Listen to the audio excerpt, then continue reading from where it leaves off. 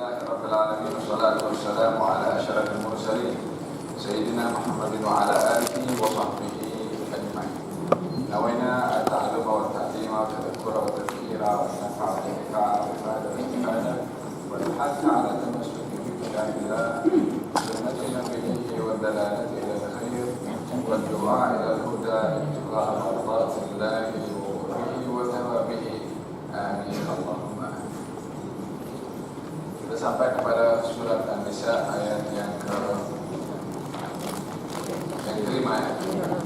Nah, ya, 5. yang kelima.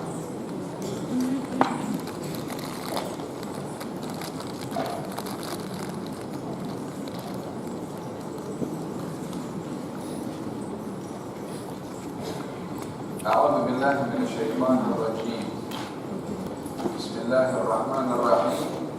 ولا تؤتوا السفهاء أموالكم التي جعل الله لكم قياما وارزقوهم فيها واكسوهم وقولوا لهم قولا معروفا وابتلوا اليتامى حتى إذا بلغوا النكاح فإن آنستم منهم رشدا فادفعوا إليهم أموالهم ولا تأكلوها إسرافا وبدارا أن يكبروا ومن كان غنيا فليستعفف ومن كان فقيرا فليأكل بالمعروف فإذا دفعتم إليهم أموالهم فأشهدوا عليهم وكفى بالله حسيبا.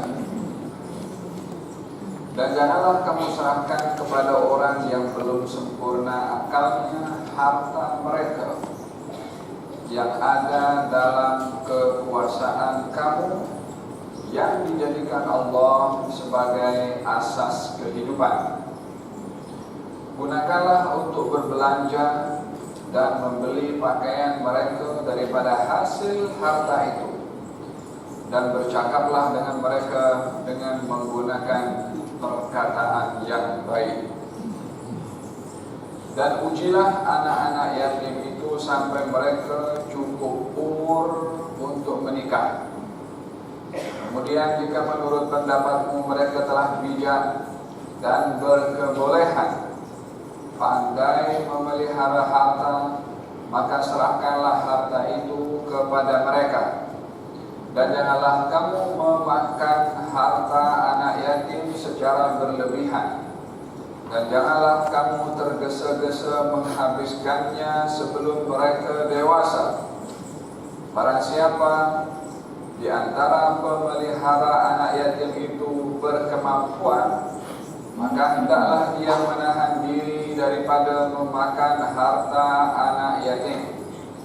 Dan barang siapa di antara mereka yang miskin, maka bolehlah dia makan harta itu menurut cara yang patut. Kemudian apabila kamu menyerahkan harta itu kepada mereka, maka hendaklah kamu adakan saksi-saksi yang menyaksikan penerimaan mereka, dan cukuplah Allah sebagai pengawas. Berbicara tentang penjagaan hak anak-anak yatim atau harta mereka, dan ini adalah merupakan satu sistem yang diatur di dalam Al-Quranul Karim agar supaya seseorang yang menjadi wali kepada anak yatim, mempunyai tanggung jawab kepada anak-anak yatim, tahu cara menguruskan harta mereka sesuai dengan panduan Al-Quran, sesuai dengan panduan Al-Quran, supaya mereka yang menunjukkan kesediaan menguruskan anak-anak yatim dan apa yang terkait dengan mereka tidak membuat satu sistem yang hanya dipikir oleh pikiran mereka sahaja, yang khawatir kalau sistem di dalam mengelola harta anak yatim, menggunakan harta anak yatim, kalau hasil daripada buah pikiran sendiri, khawatir di situ ada unsur kepentingan diri sendiri, sehingga menggunakan satu sistem harta anak yatim tapi untuk kepentingan diri sendiri.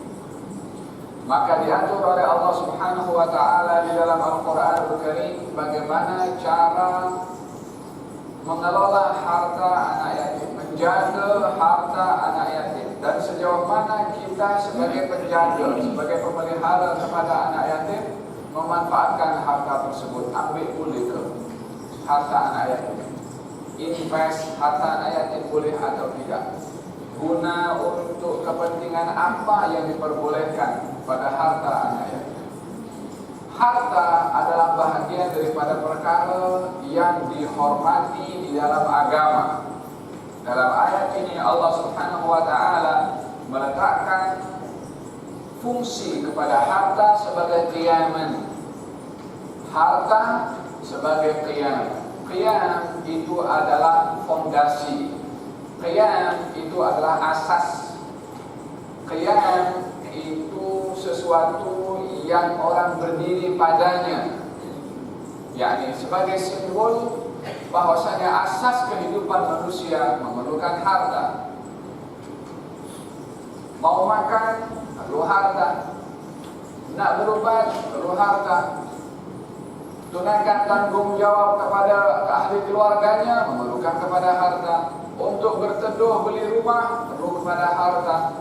Apa yang menjadi keperluan asas kepada manusia, makan, minum, tempat tinggal, berubat dan seterusnya, memerlukan kepada harta. Oleh kerana makan, minum, tempat tinggal itu bahagian daripada keperluan asas dan keperluan pokok kepada manusia, dan ianya memerlukan kepada harta, maka harta dijadikan oleh Allah dalam ayat ini sebagai qiyaman, yakni sebab untuk manusia boleh terus hidup atau menyambung hidup. Oleh sebab itu harta ini bahagian daripada perkara maqasidus syariah yang 5. Kita tahu harta bahagian daripada 5 yang terlindungi di dalam agama atau maqasidus syariah. Maqasidus syariah ini syariat mengatur 5 perkara, yakni daripada segala perkara yang terkait dengan manusia, yang ada kepada manusia, disimpulkan kepada 5 perkara. Yani kalau ingin melihat Al-Quran secara keseluruhan daripada Al-Fatihah sampai An-Nas berbicara tentang 5 perkara. Karena Al-Quran sandaran agama. Agama memperbahaskan 5 perkara penting yang asas. Yang pertama adalah tentang masalah agama atau akidah. Di sini membicarakan tentang kehormatan agama atau kehormatan akidah yang terlindungi. Maka agama melindungi akidah ini untuk tidak dinodai dengan keyakinan-keyakinan yang batil. Yang kedua, maqasidus syariah, yakni perkara yang kedua yang terlindungi di dalam agama, dalam syariah adalah harta. Oleh sebab itu, apa saja sebab cara usaha yang menodai kehormatan harta, maka ianya adalah dilarang. Mencuri haram, merompak haram, mempergunakan harta secara pembaziran dilarang. Walaupun duit sendiri, walaupun duitnya sendiri dia gunakan untuk pembaziran, dia kerja, dia dapat, dia cari, dia, tapi karena ini harta bahagian daripada 5 perkara maqasidus syariah yang terlindungi haknya oleh agama, tuan punya harta pun dilarang menggunakan harta kepada tempat yang tidak sepatutnya, dengan cara yang tidak sepatutnya. Karena harta ini diatur dilindungi oleh agama, bukan kita yang melindungi kepada harta. Walaupun kita yang punya. Di antara maqasidus syariah yang 5 yang terlindungi selain daripada agama, harta, yang ketiga adalah akal. Akal adalah bahagian daripada perkara yang 5 tadi yang dilindungi dalam agama. Maka tidak dibenarkan mempergunakan akal kepada perkara yang memudaratkan kepada akal. Seperti orang berpikir untuk makan dadang, untuk minum khamar, ataupun apa saja yang kalau orang itu menggunakannya memudaratkan kepada akal, memabukkan, menghilangkan fungsi akal, Oleh sebab itu apa saja yang membawa kepada rosaknya akal diharamkan oleh Allah dalam Al-Quran. Allah haramkan khamar. Kenapa? Disebabkan khamar merosakkan kepada akal. Walaupun dia sendiri beli anggur, apa hukum orang makan anggur? Silakan saja. Kalau jus anggur, silakan saja. Yang beli anggur dia, yang peras anggur itu dia, yang dijadikan itu sampai jadi apa namanya jus pun dia. Tapi bila mana anggur yang dibeli itu berubah menjadi khamar, di sini haram. Sebab apa? Disebabkan ini merosakkan kepada fungsi akal. Yang keempat, segala perkara yang diharamkan atau yang terlindungi di dalam maqasidus syariah adalah nyawa. Nyawa adalah perkara yang dilindungi dan suci di dalam agama. Maka tak kira nyawa siapa, baik itu nyawa orang kafir, apatah lagi orang Islam, tidak boleh dinodai dengan dibunuhnya seseorang tanpa sebab yang dibenarkan di dalam syarak. Apakah sebab-sebab yang membenarkan seseorang membunuh kepada orang lain? Sementara nyawa itu bahagian daripada perkara suci yang terlindungi dalam agama, seperti dalam qisas, seperti di dalam peperangan. Maka dalam hal ini, sebab-sebab yang seperti ini yang memperbolehkan, itu pun bukan kita yang menentukan boleh atau tidak, tapi syarak. Oleh sebab itu, tidak ada dosa yang paling besar setelah syirik kepada Allah melebihi dosa orang membunuh kepada orang lain. Disebabkan termasuk orang itu kalau bunuh dirinya sendiri, bukan bunuh orang, bunuh dirinya sendiri. Ini pun bahagian daripada dosa besar yang tidak diampunkan oleh Allah Subhanahu wa ta'ala. Qatlun nafsi, membunuh kepada diri sendiri. Tidak boleh orang berpikir ini kan badan saya punya. Bukan awak punya, awak dititipkan oleh Allah Subhanahu wa ta'ala. Nyawa untuk awak beribadah kepada Allah, bukan untuk cabut nyawa sendiri dengan cara diharamkan oleh Allah Subhanahu wa ta'ala. Yang kelima, yang kelima daripada maqasidus syariah yang terlindungi dalam agama adalah marwah. Marwah ini merangkumi kepada banyak perkara. Di antaranya marwah kehormatan. Marwah itu artinya kehormatan orang yang kalau dicacatkan akan hina orang itu. Marwahnya ternodai, teraibkan. Seperti orang menuduh orang lain dengan cakap berzina, hadaf. Ini bahagian daripada penodaan kepada marwah. Orang berzina kepada orang lain, maka ini pun juga penodaan kepada marwah. Orang mengingkari anaknya sendiri, ini pun bahagian daripada penodaan kepada marwah. Anak dia, tapi dia bukan anak. Dia mengatakan demikian, sikap ini sudah merupakan penodaan kepada marwah. Maka marwah yang menjadi kehormatan kepada seseorang, termasuk marwah ini, kehormatan bukan hanya kepada identiti diri, tapi kehormatan orang yang terkait dengan sesuatu yang lain, baik itu rumahnya ataupun keluarganya. Orang yang mengumpat orang lain pun jadi itu mengaibkan, menjatuhkan marwah orang lain. Orang yang dia masuk rumah orang lain tanpa izin, atau dia intip rumah orang lain, ini pun juga bahagian daripada penodaan kepada marwah yang terkait dengan kehormatan rumah tangga. Oleh sebab itu kita mendapat di dalam Al-Quran, zina dicela diharamkan, qadha diharamkan, mengumpat diharamkan, diatur cara orang pergi rumah orang lain, bagaimana ketuk pintu, minta izin, kesemuanya adalah menyentuh tentang masalah marwah. Kita 5 perkara ini yang menjadi asas pembahasan di dalam agama al-Islam. Agama, harta, akal, nyawa, dan juga marwah.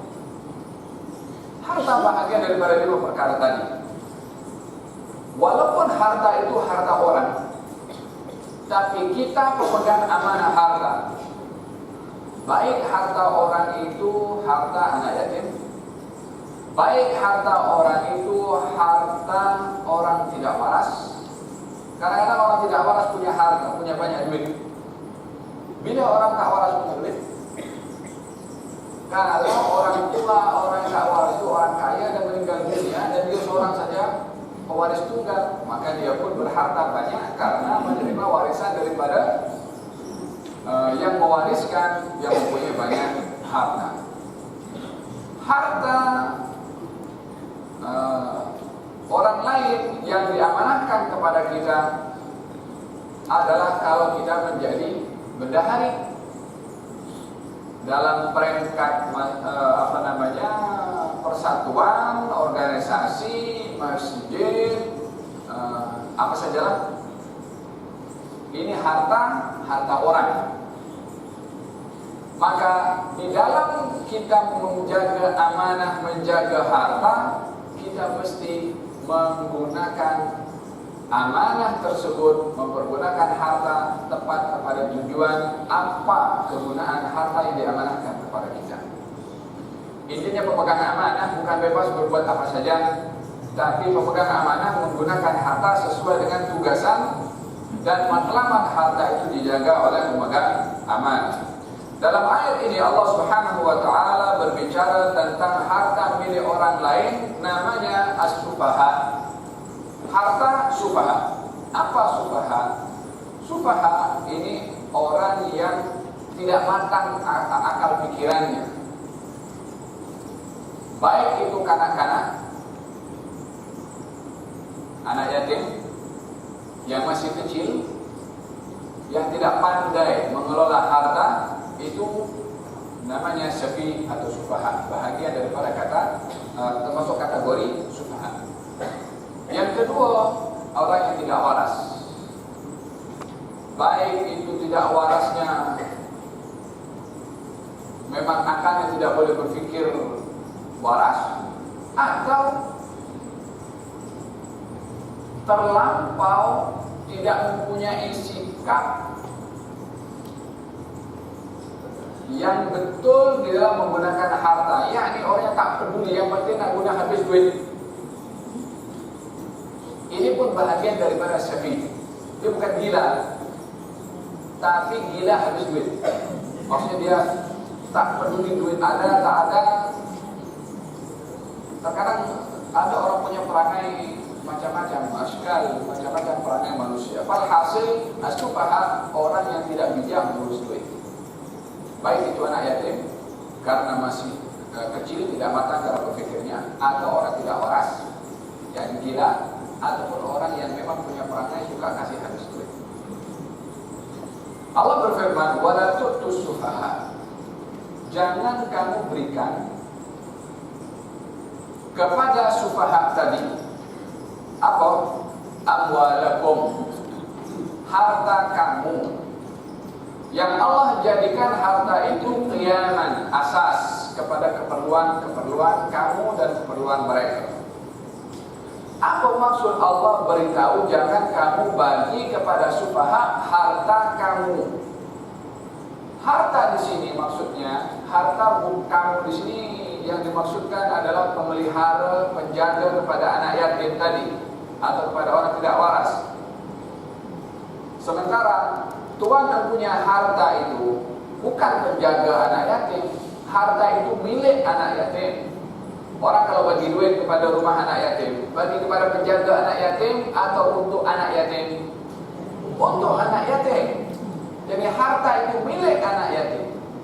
Yang menguruskan itu, ya, yang mentadbir itu membantu menguruskan bagaimana mengagihkan harta tepat kepada tempatnya. Hak kepemilikan utama adalah anak-anak yatim, bukan kepada pemelihara anak yatim. Kadang-kadang yang memelihara anak yatim orang yang berada, sumber apa diberi kepada orang yang berada. Tetapi dalam ayat ini Allah Subhanahu wa taala menyandarkan harta milik kepada pemelihara, penjaga.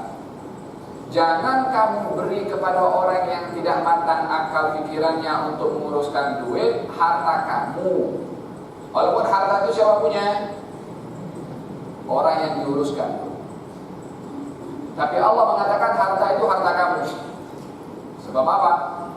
Disebabkan yang menjaga, memelihara anak yatim atau orang yang tidak waras itu bertanggung jawab kepada harta tersebut seakan-akan harta itu miliknya sendiri. Dan di sini Allah menisbahkan, menyandarkan harta itu kepada yang memelihara anak yatim adalah sebagai satu tanggung jawab penuh untuk menguruskan, tapi bukan untuk kuasa penuh untuk dia membazirkan, menguruskan. Dan juga pemberitahuan bahwasanya anak-anak yatim yang tidak matang, orang-orang yang tidak waras, tak boleh punya harta, tak boleh pegang duit. Tak boleh punya harta, maksudnya itu bukan tak boleh jadi orang kaya, tidak. Tak boleh menguruskan duit disebabkan tidak punya kematangan dalam akal pikiran untuk menguruskan duit. Paham dong? Jadi di sini Allah Subhanahu wa taala menisbahkan harta anak yatim atau orang tidak waras. Kata Allah, ini harta seakan-akan milik kamu supaya kamu bijak menguruskan harta mereka, yang punya kuasa mutlak. Wala tu'tus sufaha'a amwalakum allati ja'alallahu lakum qiyaman. Jangan kamu berikan kepada para sufaha harta-harta kamu yang Allah jadikan harta tersebut qiyaman sebagai asas keperluan hidup. Warzuquhum fiha. Berikan rezeki kepada mereka. Mereka di sini yakni siapa? Sufaha tadi, anak yatim atau orang yang tidak waras yang dijaga oleh pemelihara, oleh penjaga kepada anak yatim tadi ataupun kepada orang-orang yang tidak waras. Farzuquhum. Walaupun itu harta dinisbahkan kepada engkau, bukan kau makan semua. Bukan kamu tidak bagi kepada tuan punya harta yang sebenarnya, yaitu anak yatim ataupun orang-orang yang tidak waras tadi. Warzuquhum fiha. Berikan kepada mereka rezeki pada harta tersebut. Perintahnya kepada siapa? Kepada penjaga, kepada pemelihara. Suruh beri rezeki, bukan semua duitnya diberi, tapi diberi sesuai dengan keperluan. Diberikan sesuai dengan keperluan, disebabkan oleh karena kalau diberi semua akan digunakan duit itu bukan kepada tempatnya, disebabkan anak yatim ataupun orang-orang tidak waras tidak bijak menguruskan duit. Warzuquhum fiha.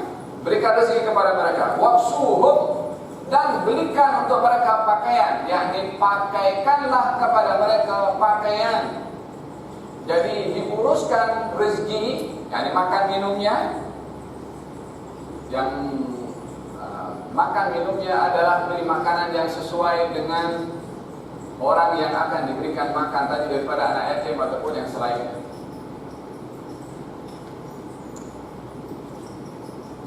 Jadi orang yang menjaga anak yatim, yang menjaga orang-orang tidak waras, tempat-tempat pemulihan, itu menguruskan segala keperluan, makan, minum, pakaian orang-orang yang dijaga tadi. Sehingga dia kena tahu makanan apa yang layak dimakan oleh si fulan dan makanan apa yang dia layak untuk dimakan oleh si fulan. Sebab yang waras kan yang jaga, yang tidak waras tadi itu dijaga. Dia dihidangkan makanan apa saja dia boleh makan. Sementara kalau orang yang dijaga ini ada sesuatu yang dilarang untuk memakannya, yang tahu hanya yang menjaga. Oleh sebab itu si penjaga bertanggung jawab makan, minum dan juga termasuk pakaian. Maknanya dia kena tahu ini orang tidak waras, dia ada masalah dalam makanan, katakanlah dia ada penyakit gula, maka dia kena pilih makanan yang sesuai untuk orang ini. Jangan bagi main hantam bagi makan apa saja. Pasal yang makan ini dia tak tahu apa yang makan. Dan penjagaan kepada orang yang menjaga anak yatim termasuk makan minumnya yang sesuai. Waksuhum, pakaian juga. Karena orang tidak waras dia tak tahu pakaian apa yang sesuai. Mungkin pakaian tak menutup aurat, tetapi bagi orang yang menjaga tahu pakaian apa yang sesuai. Jadi berikan pakaian yang sempurna juga. Jadi khitab ini Allah berfirman langsung kepada penjaga, kepada pemelihara, kepada anak yatim ataupun kepada orang-orang yang tidak waras supaya menguruskan segala keperluan asas makan, minum dan juga pakaian. Kemudian yang ketiga perintahnya, wa qulu lahum qawlan ma'rufa. Dan berkatalah kepada mereka dengan kata-kata yang baik. Karena orang menjaga kepada anak yatim, menjaga kepada orang yang tidak waras, akan menghadapi berbagai macam dugaan dan cabaran. Terkadang sikap, terkadang kata-kata, terkadang makian. Mungkin orang itu mengatakan itu duit saya, kenapa bagi sedikit? Apa hak kamu gunakan duit saya? Terkadang ada orang mengatakan demikian. Lalu si penjaga itu, apa patut menyikapi kepada perangai orang-orang yang macam ini? Terkadang orang tidak waras pun berbicara macam itu. Dia bagi saja duit. Wa qulu lahum qawlan ma'rufa. Berkatalah kepada mereka dengan kata-kata yang baik. Hai pemelihara penjaga anak yatim, hai orang-orang yang menjaga orang-orang tidak waras yang terlibat dalam tempat bidang pemulihan. Kalau kamu bertugas bagi mereka makanan, minuman, pakaian dan makanan, minum serta pakaian, dan sabarlah menyikapi dengan mereka dengan kata-kata yang baik. Karena yang dihadapi ini bukan hanya orang yang bertugas untuk makan minum saja. Bagaimana dia dapat mengurus diri sendiri yang dia tak pandai, karena mesti ada orang menguruskan. Faham tak? Oleh hal kata baginda Rasulullah SAW, ana wa kafirul yatama kahatain. Sejujurnya, saya dengan orang yang memelihara anak yatim macam ini di surga. Rapat dengan Nabi sebab apa? Bukan mudah nak jaga kepada anak-anak.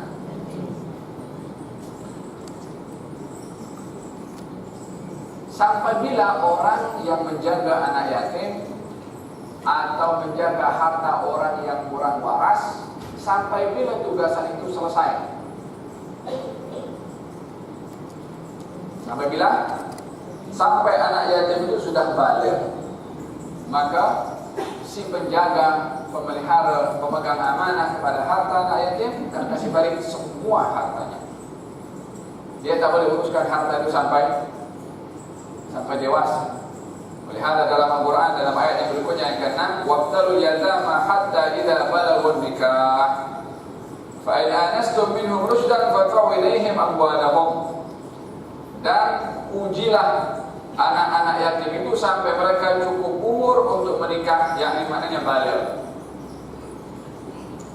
Jadi proses yang dilalui oleh anak yatim yang dijaga itu daripada bermula dia menjadi yatim sampai baligh. Bila mana sudah baligh, daripada awal sampai baligh ini yang menjaga adalah waliul amri, yakni orang yang diamanahkan untuk menjaga anak yatim. Terpulang siapa?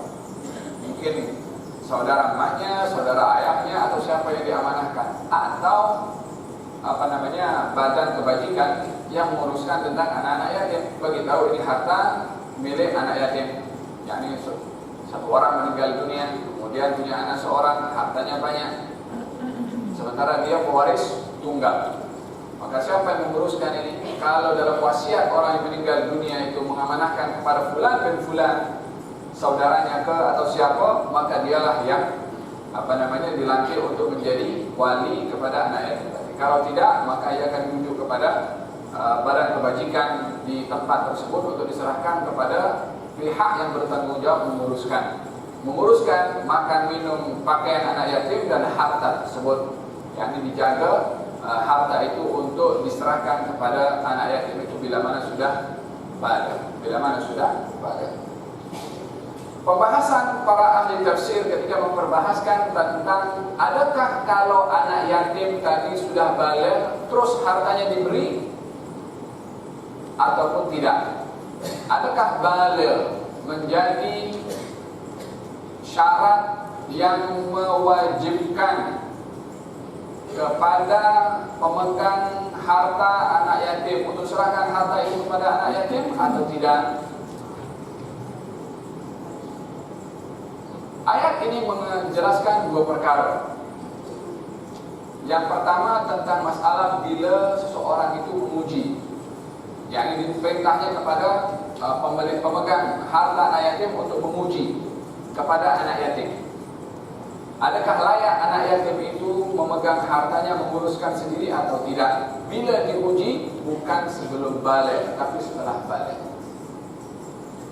Bila mana diuji, Anak yatim tadi yang sudah balik, sebelum balik tak perlu diuji. Sebelum balik karena orang lain yang memegang.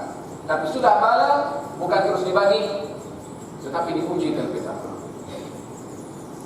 Waqtalul yatama hatta idza balagha nikah. Ujilah anak yatim itu bila mana sudah sampai kepada mereka dia boleh menikah. Maksudnya boleh menikah di sini baligh yang itu merupakan syarat utama kepada seseorang boleh mendapatkan zuriat melalui pernikahan.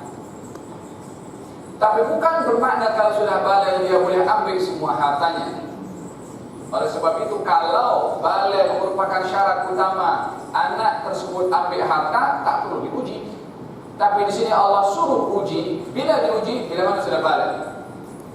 Dan ujian itu bukan ujian formality, ujian betul. Apa artinya? Yakni kalau seorang sudah pemegang harta anak yatim menguji kecekapan anak yatim menguruskan duit. Kalau anak yatim itu cekap, bagi duitnya semua. Kalau anak yatim yang baligh tadi tidak cekap, tak boleh bagi hartanya walaupun sudah baligh. Hatta idza balagun nikah fa in anastum minhum rusydan. Kalau kamu nampak dia anak yatim yang baligh tadi cekap urus duit, fadfa'u ilaihim amwalahum. Serahkan kepada mereka duit mereka. Mafhumnya kalau tidak cekap kamu jangan bagi hartanya kepada mereka.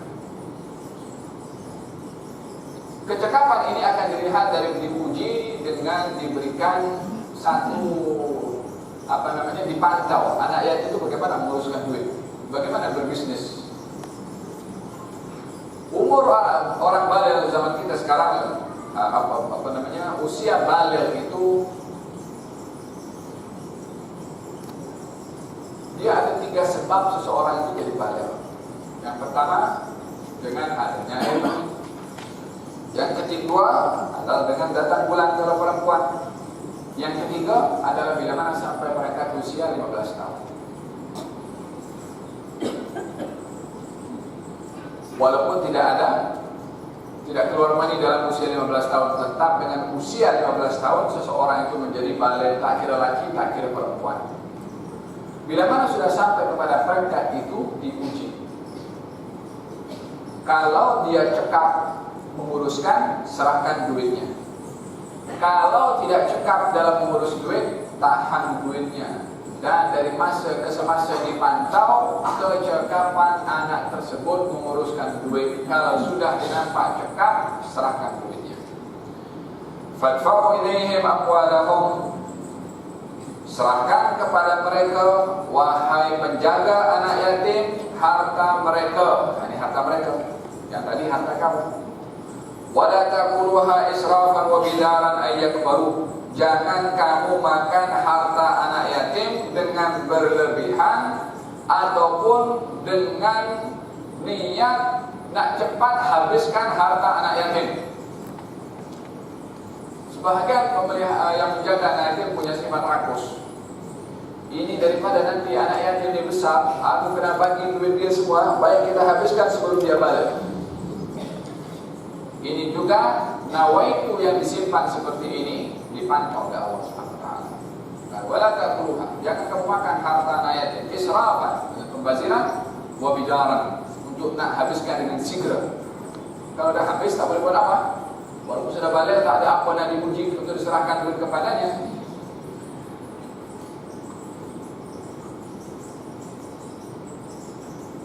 Bolehkah penjaga anak yatim ambil duit harta anak yatim sebagai upah atau sebagai gaji?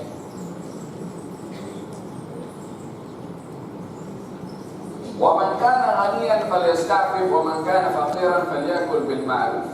Bagi penjaga anak yatim, kalau dia orang yang kaya, yakni orang yang berada, orang yang berkecukupan, falyasta'fif, hendaklah dia yakni menjaga kehormatannya dengan tidak ambil harta anak yatim. Ini bagi mereka yang berkecukupan. Wa man kana faqiran, tapi memelihara anak yatim yang dia fakir, miskin, falyakul bil ma'ruf, maka bolehlah dia makan dengan baik atau dengan sepatutnya. Apa hukum memakan harta anak yatim, mengambil gaji daripada harta anak yatim, upah daripada harta anak yatim? Secara umumnya penjaga anak yatim boleh mengambil sebagai upah dan gaji, sebagai upah dan gaji dalam menjaga anak yatim tadi. Karena masanya, tenaganya, pikirannya yang dicurahkan untuk menjaga kepada anak yatim tersebut, kalau digunakan kepada hal-hal yang lain untuk mencari rezeki, dia boleh dapat rezeki. Tapi karena terfokus untuk menjaga kepada harta anak yatim, seakan-akan itu bahagian daripada khidmat dan kerjanya menjaga kepada anak yatim. Maka dalam hal ini boleh mengambil upah atau gaji dalam memelihara menjaga anak yatim. Berapa kadar gaji dan upahnya? Dalam hal ini, ulama memperbahaskan tentang gaji dan upah kepada orang yang menjaga anak yatim adalah tidak boleh disamakan dengan kerja dengan syarikat-syarikat ataupun dengan perusahaan-perusahaan yang mendatangkan keuntungan. Dalam hal ini, kalau kerja dengan tempat-tempat yang memang mendatangkan duit, maka dia, si pekerja boleh menentukan haknya atau gajinya berapa dia nak. Tapi kepada harta anak yatim, karena sifatnya adalah kepada hal kebajikan dan kelemahan orang yang dijaga, kalau dia menuntut lebih daripada sepatutnya, sementara yang dijaga adalah orang yang memerlukan bantuan dan bukan tempat untuk kita nak kolek duit, maka dalam hal ini perlunya seseorang mengambil gaji dan upah daripada menjaga anak yatim. Daripada aspek ini adalah bahagian daripada kebajikan. Artinya bukan tak boleh terima, tetapi tidak boleh menyamakan kerja jaga anak yatim sama dengan kerja di tempat-tempat yang lain yang boleh mendatangkan keuntungan. Jadi diperbolehkan mengambil secukupnya, yakni berapa agaknya gaji atau upah secara purata atau secara normal orang kerja seperti itu berapa, urufnya berapa, barulah dia boleh untuk mengambil gaji atau upah dengan kadar yang seperlunya.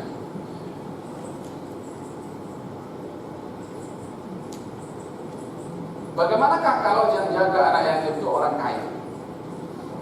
Boleh tidak ambil gaji dan upah?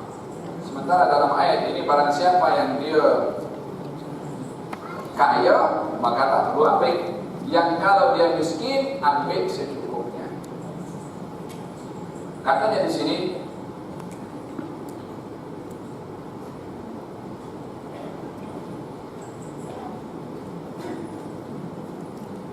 kalau orang yang jaga harta anak yatim itu awalnya miskin, dia boleh ambil harta sebagai upah dan gaji.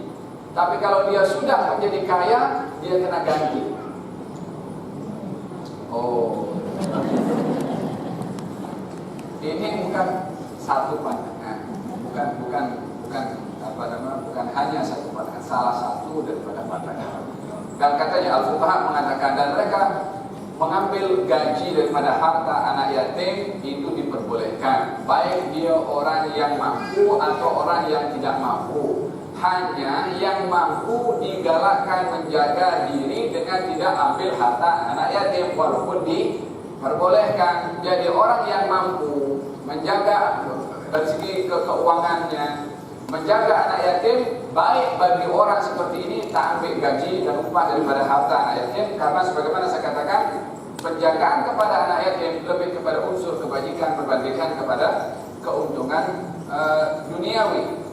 Adapun orang yang menjaga anak yatim itu orang miskin yang tak ada kerja selain daripada itu, maka dia boleh mengambil hanya saja gaji dan upah itu disesuaikan dengan uruf, yakni tidak dia menuntut gaji yang lebih, tapi berapa agaknya sederhana gaji orang bekerja, itulah hak kepada orang yang bekerja menjaga kepada anak-anak yatim, gajinya sesuai dengan huruf yang ada di kawasan atau di tempat tersebut. Masing-masing mungkin berbeza, mungkin di Malaysia berbeza dengan di Singapura, dan di Singapura berbeza dengan di Indonesia. Uruf di situ berapa agaknya gaji orang, karena ini berkait dengan masalah keperluan hidup dalam satu bulan. Sekarang kita di Malaysia saja hidup di KL berbeza dengan kehidupan di kampung. Yang akan menentukan bukan kita, tapi daripada pihak yang bertanggung jawab agaknya di tempat ini berapa gaji yang sesuai yang cukup. Jadi boleh terima gaji dan upah, baik itu orang yang mampu atau orang yang tidak mampu. Hanya digalakkan bagi yang mampu untuk tidak ambil. Adapun orang yang tidak mampu boleh mengambil sekadarnya. Lalu mereka berbeza pandangan. Yang ambil itu perlu untuk gaji atau tidak? Yang ambil gaji, upah dalam menjaga harta anak yatim perlu untuk kasih balik atau tidak? Orang bekerja sebagai penjaga anak yatim, dia miskin, maka dia ambil gaji. Satu hari menjadi orang kaya. Apa katanya? Adakah dia perlu mengembalikan selama dia bekerja di tempat penjagaan anak yatim, mengembalikan semua gaji selama dia bekerja di sana? Di sini ada dua pandangan. Yang pertama, tidak perlu, disebabkan oleh kerana dia berhak untuk mengambil upah menjaga harta anak yatim tanpa ada syarat mengembalikan gaji dan upahnya. Pandangan yang kedua, dan ini diambil daripada daripada seorang datang kepada baginda. Pandangan pertama berdalilkan dengan dalil seseorang datang kepada Nabi SAW dan berkata, wahai Rasulullah, saya menjaga anak yatim dan dia mempunyai harta, sementara saya tak punya harta. Adakah saya boleh makan daripada harta anak yatim? Kata Nabi, kul bil ma'ruf ghairu musrif. Boleh kamu makan daripada harta anak yatim dengan tidak membazirkan, yakni tidak boleh berlebih-lebihan di dalam memakan harta anak yatim. Pandangan yang kedua mengatakan, na'am, ya, dia kena ganti balik harta yang diambil sebagai gaji dan upah daripada harta anak yatim bila mana ia satu hari menjadi orang kaya, orang yang mampu. Disebabkan apa? Disebabkan katanya di anna mal yatim al-hadar, harta anak yatim itu harta hak orang, hak anak-anak itu yang perlu dijaga kehormatannya. Kemudian wa innama ubiha lil hajah, boleh menggunakan harta orang itu, yakni anak yatim, kalau ada hajat, ada keperluan, ada darurat. Kalau daruratnya sudah tidak ada, maka dia kena ganti balik kepada anak yatim tersebut. Paham tak? Ini dua pandangan berkenaan dengan orang yang di sini ada kerja di tempat anak yatim kan? Ada.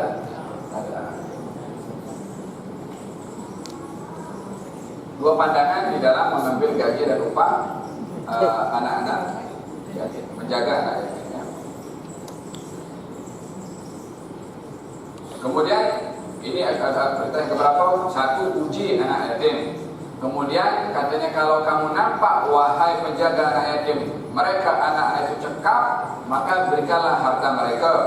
Jangan kamu wahai penjaga anak yatim makan harta anak yatim itu berlebih-lebihan, ataupun dengan niat bersegera menghabiskan harta anak yatim sebelum anak itu dewasa.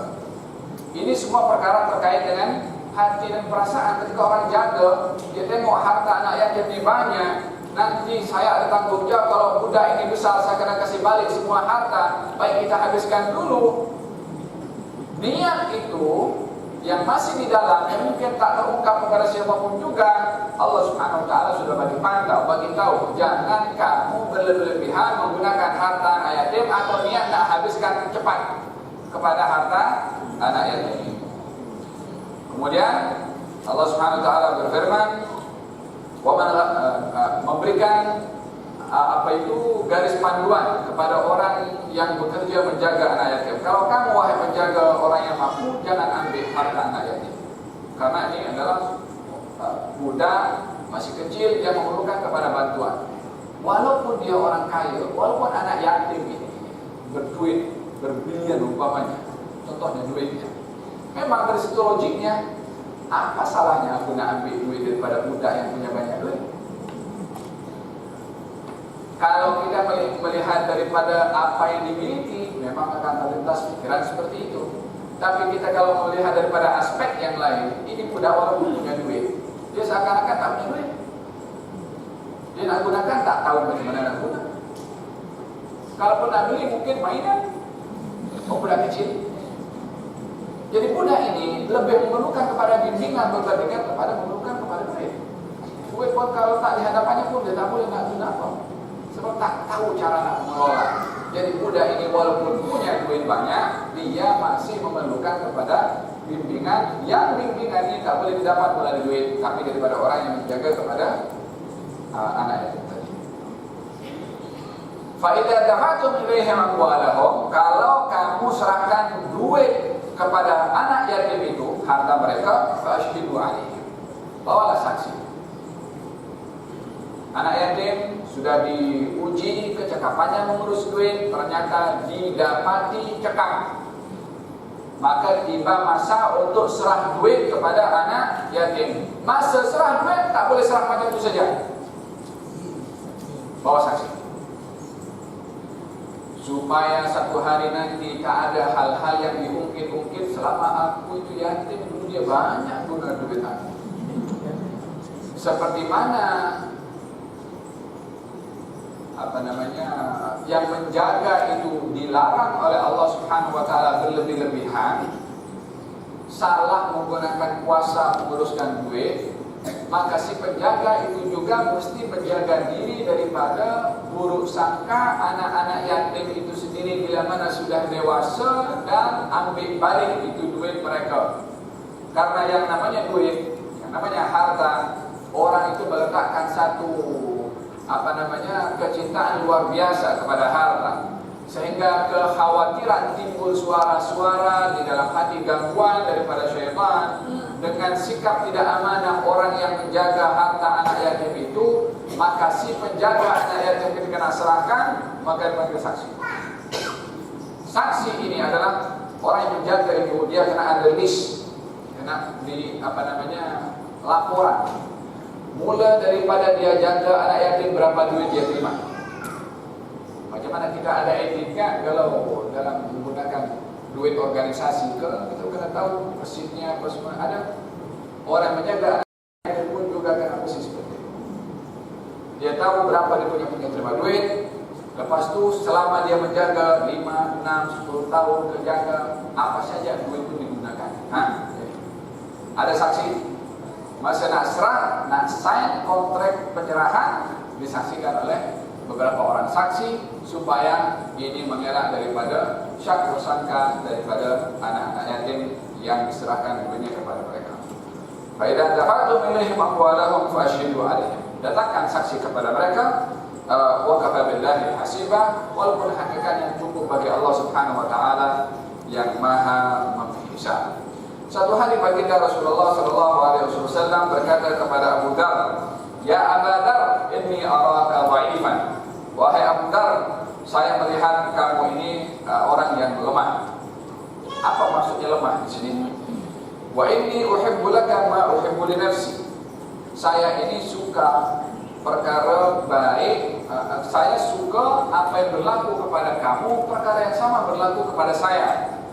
Yakni apa yang terbaik untuk saya, itu juga yang saya harapkan yang terbaik untuk kamu. Pesanan Nabi kepada Abu Dar. La ta'muranna 'ala itsnain. Kamu jangan menjadi ketua kepada 2 orang. Apatah lagi 3, apatah lagi 1 kampung, apatah lagi 1 negeri. 2 orang saja jangan. Dan yang kedua, wala taliyanna mal yatim. Kamu jangan menguruskan harta anak yatim. Nabi melihat Abu Dar ini orang yang tidak mampu untuk terlibat dalam bidang kepimpinan dan juga tidak mampu menguruskan harta anak yatim. Abu Dar ini dikenal orang yang zuhud. Harta suka infak pada orang. Kekhawatiran Nabi terhadap Abu Dhar yang tidak cekap menguruskan duit. Kalau itu dia suruh duit sendiri, tak ada masalah. Tapi duit orang. Maka Nabi mengatakan kamu jangan menjadi penjaga harta anak yatim.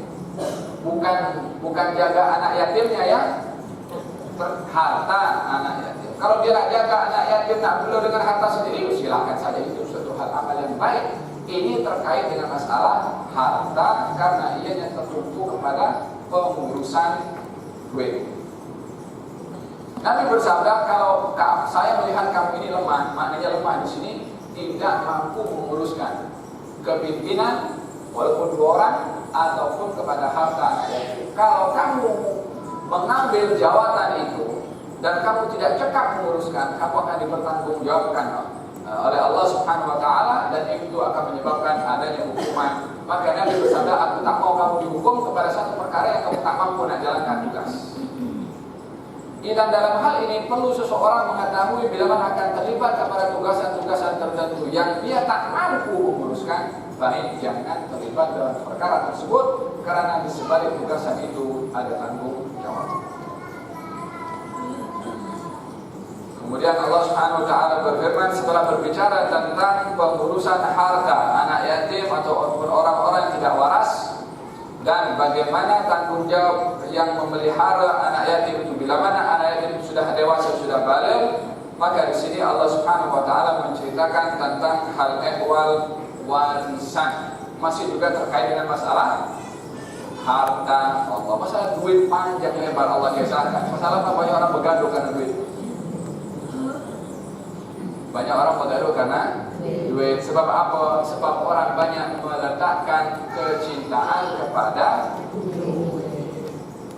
Nabi bersabda, hubbud dunya ra'su kulli khati'ah. Kecintaan kepada dunia itu pangkal kepada segala kesilapan. Orang putus tali silaturahim pasal duit.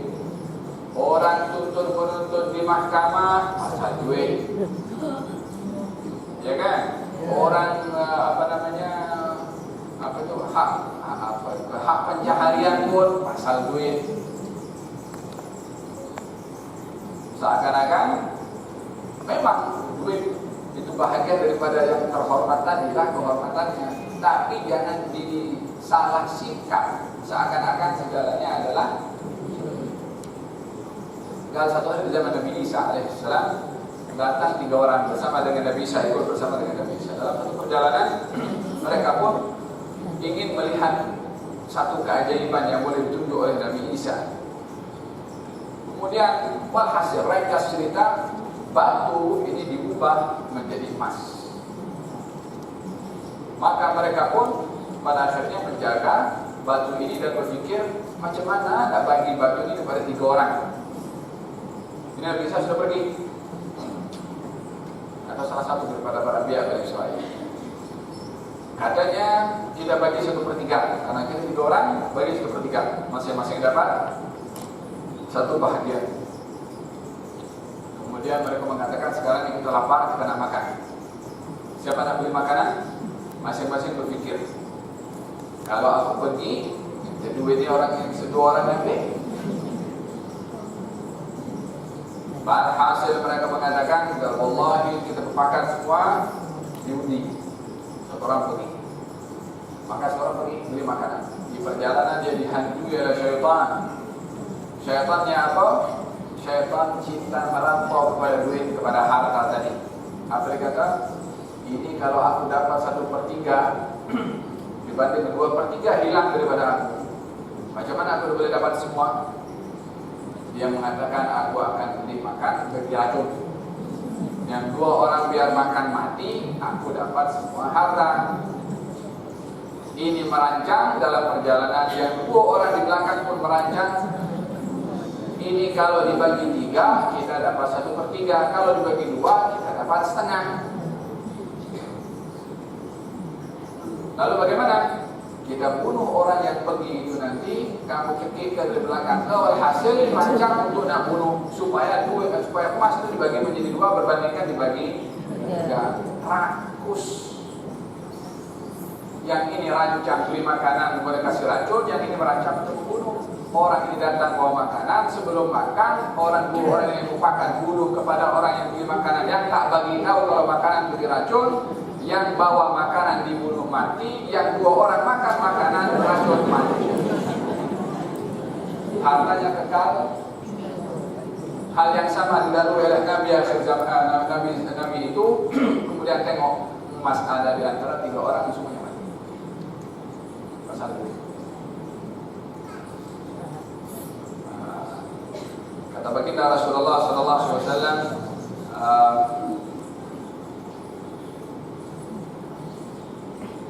sifat manusia ini apa dalam Al-Qur'an Al-Karim apa itu? Wa amma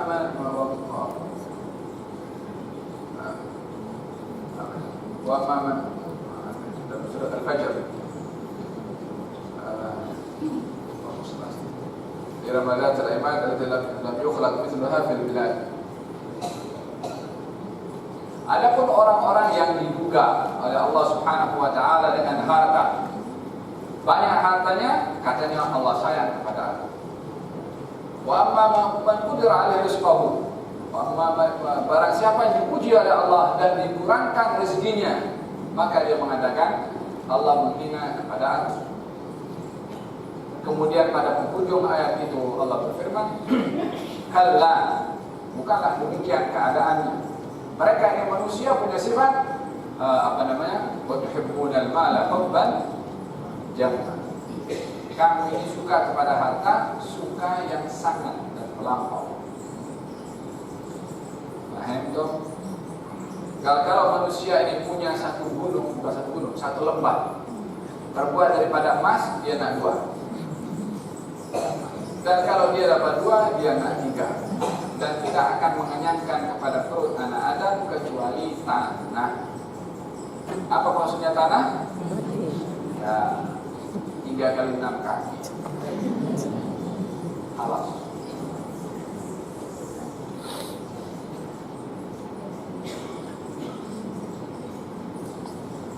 Lirijali nasibun mimma tarakal walidani wal aqrabun.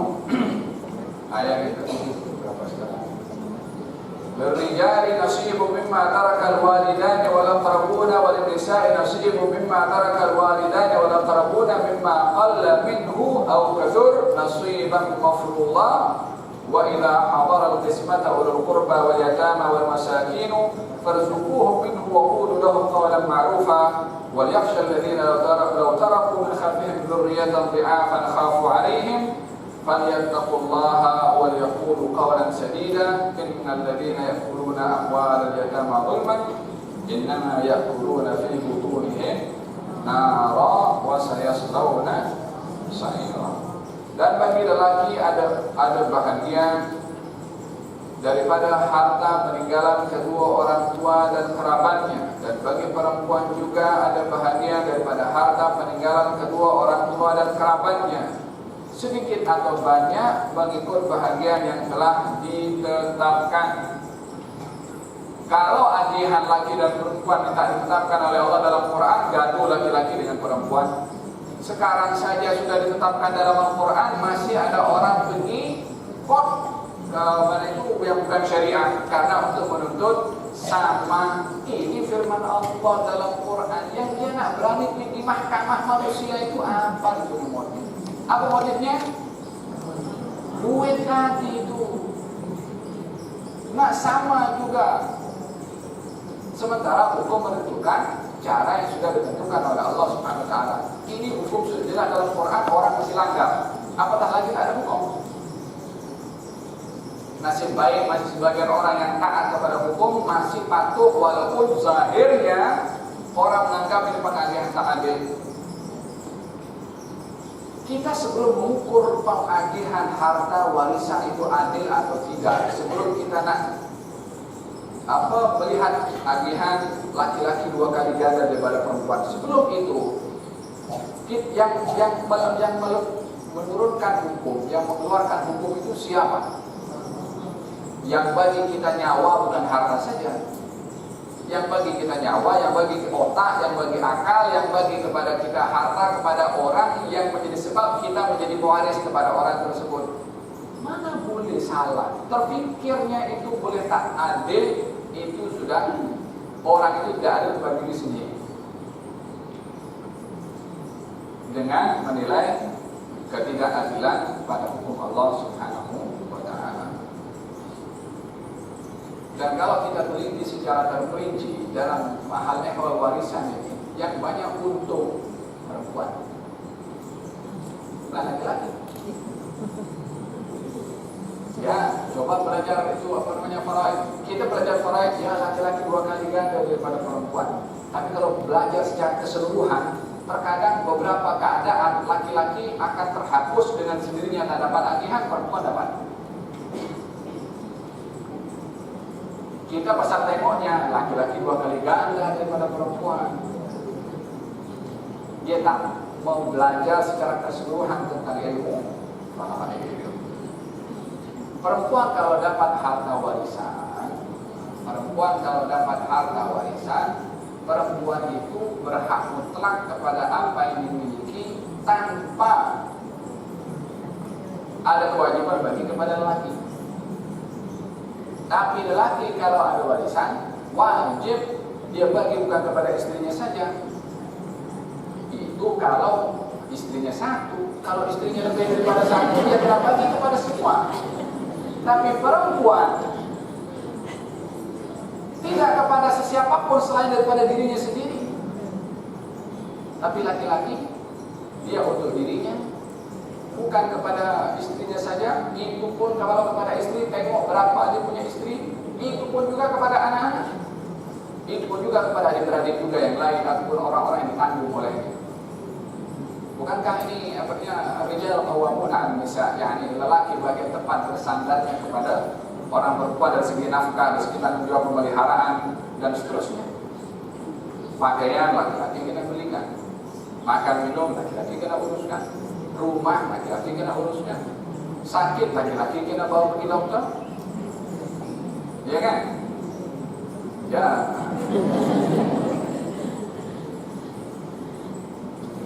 Intinya hukum ini kena dibaca daripada segala aspeknya.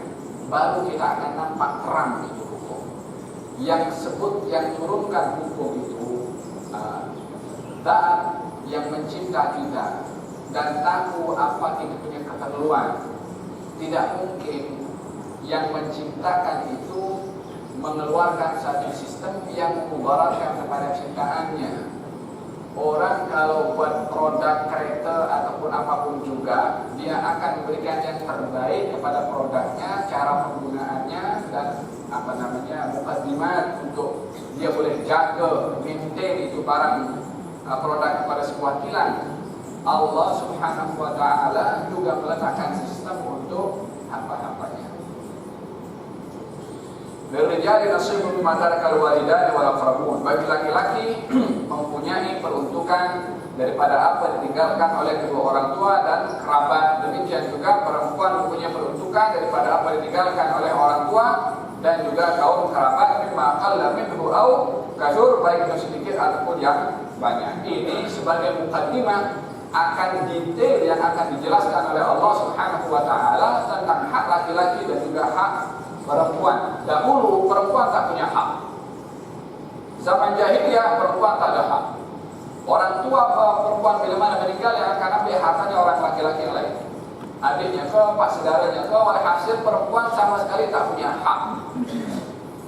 Maka ketika fenomena masyarakat jahiliyah seperti itu, Islam datang, Islam memperbetulkan tentang hak.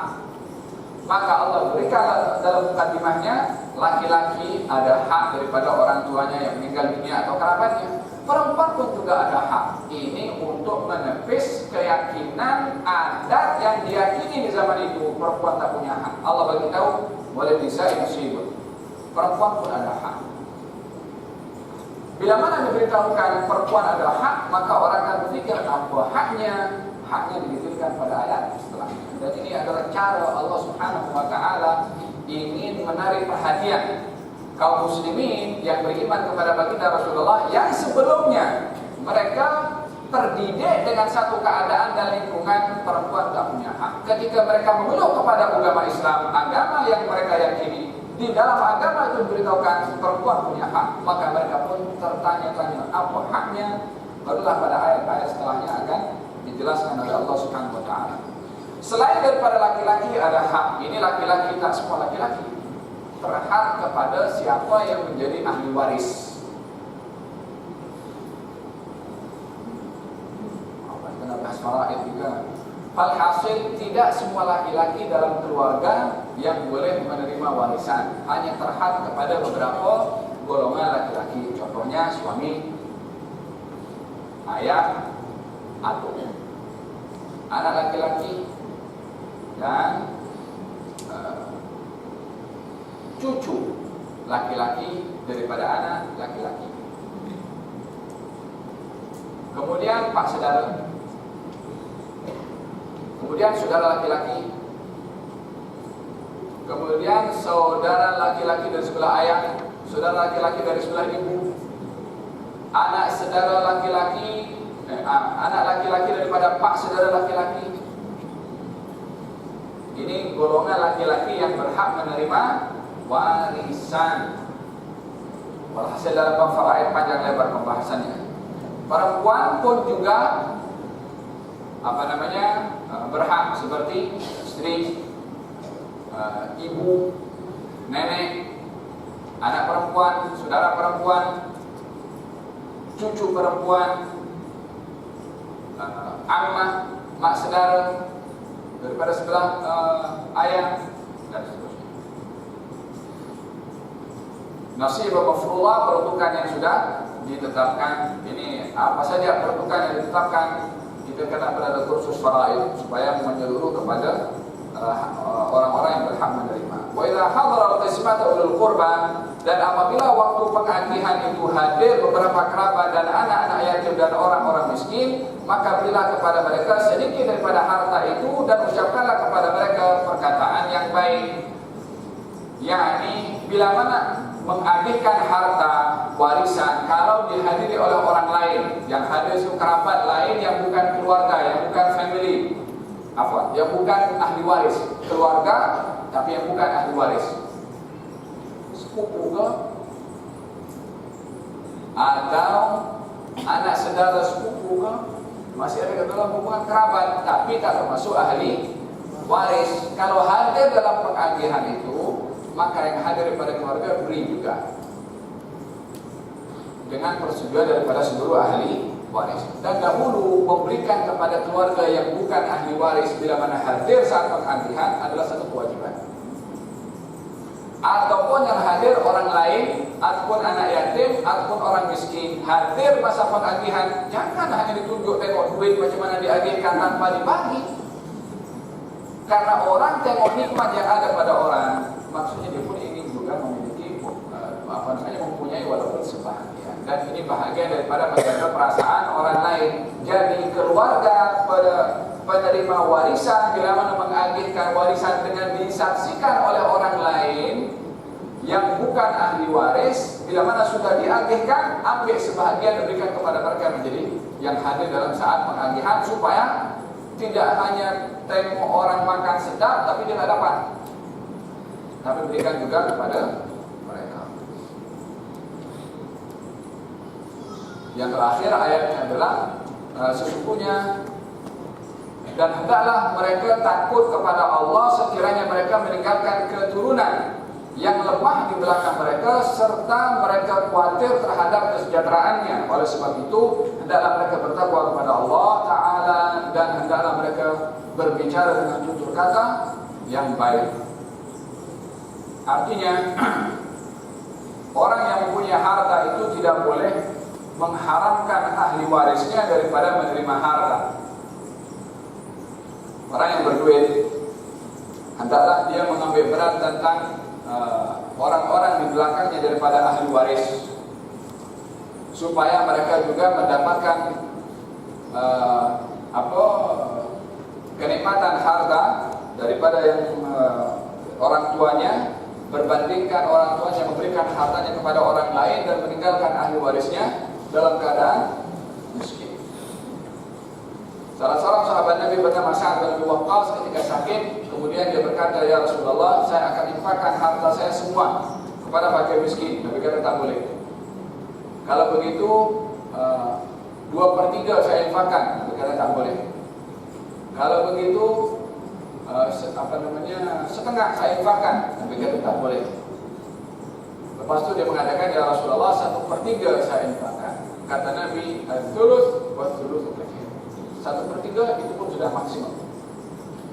Yani orang bila mana berwasiat ingin menginfakkan hartanya kepada orang lain, maksimum adalah 1/3.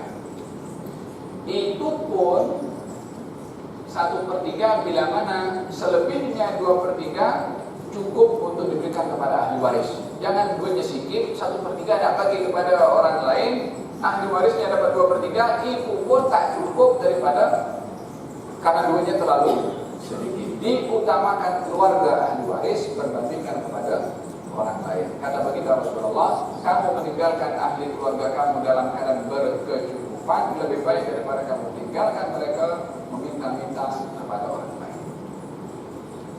Paham dong? Terkadang juga ada orang ada masalah dengan keluarganya sendiri, termasuk dengan ahli warisnya. Mungkin anak dengan bapak, bapak dengan anak, emak dengan anak, anak dengan emak, dan seterusnya. Karena geram, mungkin orang yang meninggal dunia akan masih nazar, dia geram kepada anaknya, maka dia berwasiat, saya infakkan semua harta saya untuk anak yatim. Tujuannya karena geram kepada anak. Ini pun bahagian daripada perkara yang dilarang di dalam agama. Perkara yang juga dilarang dalam agama. Karena apa? Memudaratkan kepada ahli waris. Walaupun ahli warisnya degil, contohnya kedegilan antara masalah keduanya adalah masalah yang tidak ada sangkut langsung dengan masalah warisan. Sementara dalam masalah hal ekor warisan tetap keluarga didahulukan berbandingkan kepada orang lain. Wa yakhshal ladzina law taraku min khalfihim dzurriyyatan dha'afan. Takutlah kamu dengan meninggalkan orang-orang di belakang kamu daripada zuriat kamu yang lemah. Bila menjadi lemah, kalau harta warisan diberikan kepada orang lain dan tidak diberikan kepada ahli keluarga. Sesungguhnya orang yang makan harta itu secara zalim, sesungguhnya dia makan api di dalam perut mereka dan mereka akan masuk dalam neraka. Makan api dalam perut mereka sendiri. Lalu ulama mengatakan makan api dimaksudnya adalah memang api itu akan menyala dalam perutnya. Dan yang kedua adalah masukkan hukuman neraka kepada orang-orang yang makan harta anak yatim dengan zalim. Ya, bukan makan harta anak yatim. Tadi makan harta anak yatim kalau patut boleh saja sebagaimana dijelaskan dalam Al-Quran. Ini makan dengan secara zalim, yakni berlebih-lebihan ataupun dengan cara yang tidak benar. Wallahu ta'ala a'lam bishawab.